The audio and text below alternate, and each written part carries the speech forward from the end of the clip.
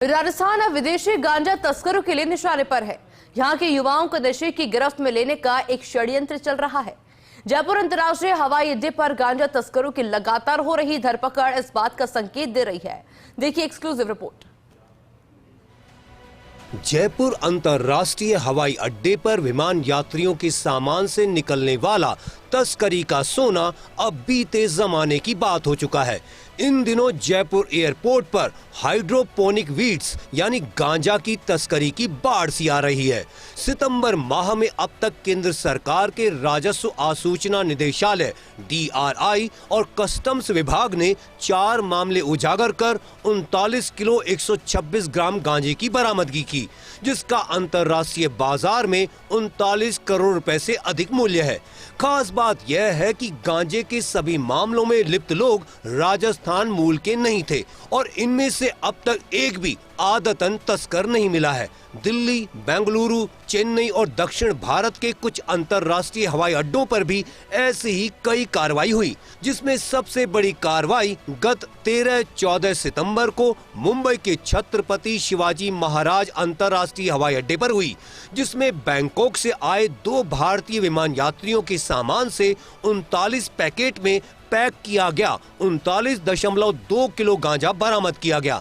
सितंबर माह में जयपुर एयरपोर्ट पर कुल 39 किलो 126 ग्राम हाइड्रोपोनिक वीड्स की बरामदगी हुई। सितंबर माह में जयपुर एयरपोर्ट पर कार्रवाई। दिनांक 10 सितंबर, वजन 15 किलो 740 ग्राम, एजेंसी DRI, आरोपी विमान यात्री कुलदीप सिंह, दिल्ली, कीमत 15 करोड़ से अधिक। दिनांक 20 सितंबर, वजन 11 किलो 410 ग्राम, एजेंसी कस्टम्स, आरोपी विमान यात्री मीर शाहिद हुसैन, जूनागढ़, कीमत 11 करोड़ से अधिक। दिनांक 21 सितंबर, वजन 1 किलो 591 ग्राम, एजेंसी कस्टम्स, आरोपी विमान यात्री काजल चौरसिया, ग्वालियर, कीमत 1.5 करोड़ से अधिक। दिनांक 23 सितंबर, वजन 10 किलो 385 ग्राम, एजेंसी DRI, आरोपी विमान यात्री जितेंद्र कुमार, दिल्ली, कीमत 10 करोड़ से अधिक। विशेषज्ञों की माने तो भारत में हाइड्रोपोनिक वीड्स की तस्करी बढ़ने का एक बड़ा कारण NDPS कानून में सजा के कम का प्रावधान होना है। दरअसल NDPS कानून में भारतीय गांजा और हाइड्रोपोनिक वीड्स को एक ही श्रेणी में माना जाता है, जबकि सामान्य गांजे की तुलना में हाइड्रोपोनिक वीड्स का नशा कोकीन के समकक्ष और भारतीय गांजे से कम 3 गुना अधिक बताया जाता है, जबकि कीमत में यह भारतीय गांजे की तुलना में करीब 10 गुना तक अधिक महंगा है। थाईलैंड में पर्यटन मुख्य व्यवसाय होने के कारण वहां हाइड्रोपोनिक वीड्स गांजा का न केवल बहुतायत में उत्पादन होता है, बल्कि इसकी उपलब्धता भी अत्यंत सुलभ है। लिहाजा भारत में युवाओं में इसकी खपत के कारण यह नशीले पदार्थों के तस्करों को लुभा रहा है। परिणाम ये है कि देश भर में हाइड्रोपोनिक वीड्स गांजा की तस्करी इतनी बड़ी है कि बरामद गांजे को रखना भी एक समस्या बन गया है। कानून में क्या प्रावधान?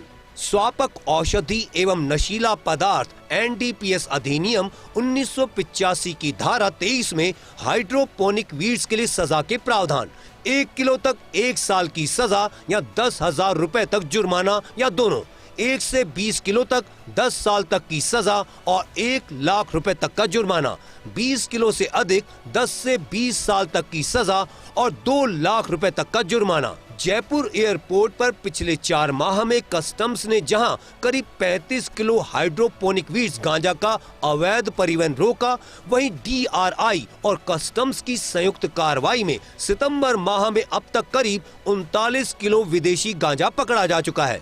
4 माह में जयपुर एयरपोर्ट पर कस्टम्स की कार्रवाई। दिनांक 12 जून, वजन 18 किलो 584 ग्राम, आरोपी विमान यात्री करण मेहरा, अमृतसर, कीमत 18 करोड़ से अधिक।